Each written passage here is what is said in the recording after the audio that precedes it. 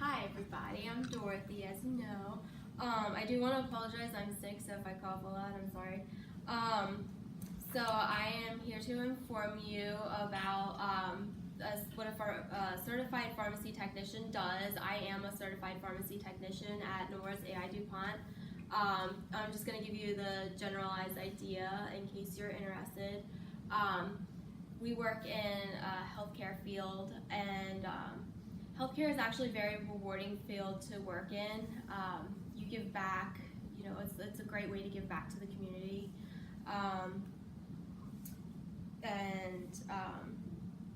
When you work as a pharmacy technician, it's very stressful. You can work in many different facilities. You can work in hospitals. You can work in retail positions. That's where, when you go to the pharmacy and you pick up, you can pick up your daily medications. You can pick up your antibiotics if you're sick like me. You can, just pick up anything, like, you could get your over-the-counter, Sudafed, anything like that.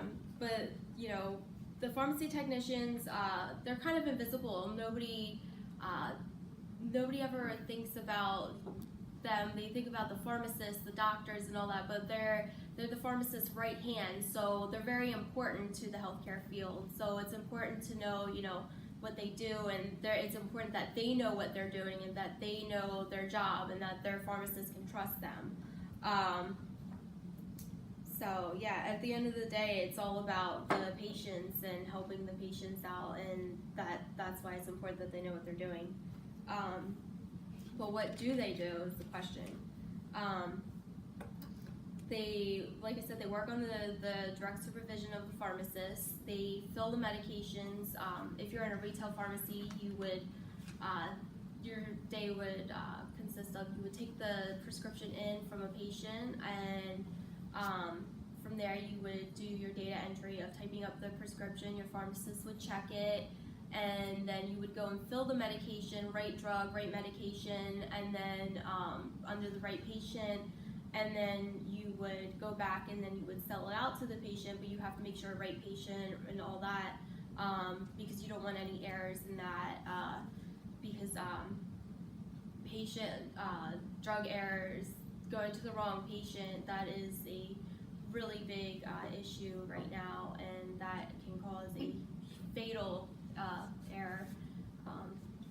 Lots of death in that department. A lot of times too, working retail, it may not be the patient picking it up, it could be their nurse or their caregiver, so you just have to make sure it's the right person picking it up. It can't just be Joe Schmo off the street. But yeah, so it has to be trust within that department as well. You have to know the laws within that department too. If a patient can't pick it up, go home and decide, I no longer want my oxycodone, which never happens in that department. It's usually, they no longer want, their Zofran or something like that, so they bring it back. And once the law says, you can't, once you leave the pharmacy, you can't bring it back. You have to know laws like that, and that's when, the pharmacist and the technician have to stand their ground and say you can't do that. So you have to know your laws very well. That's, like I said, you have to be the right hand for your pharmacist.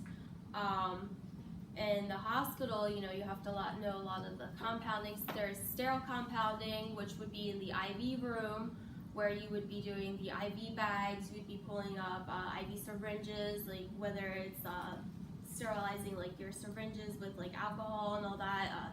You would be doing chemos and all that, stuff like that. You could do TPNs, which is, I don't know, a lot of people know, like you see the kids with the tubes up their nose or in their belly button, and that's how they get their nutrition. And sometimes pharmacy makes those bags.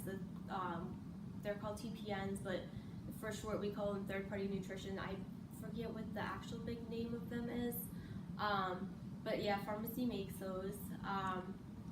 So we compound those.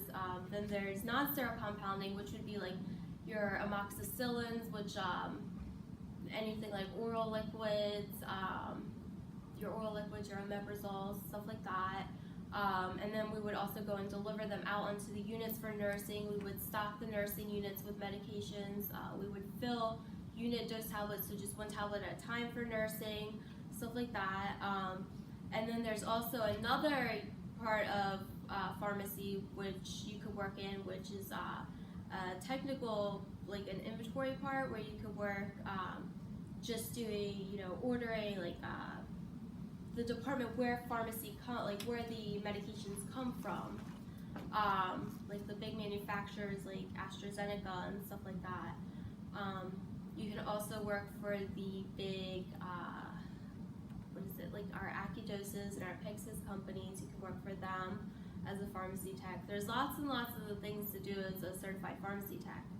A lot of people wonder how you can become a certified pharmacy tech. Our school here actually offers a program to become a certified pharmacy tech. I don't know how long it is. It's not a very long program. I believe it's only a couple months long. But I also know that, like, if you can start off uncertified at like a retail location like a Walgreens or a CVS, and they will pay to certify you.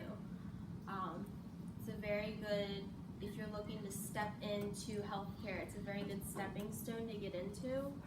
And it's something that I personally always suggest to somebody. It's a great stepping stone for everybody into healthcare, and sorry. 6:47. And then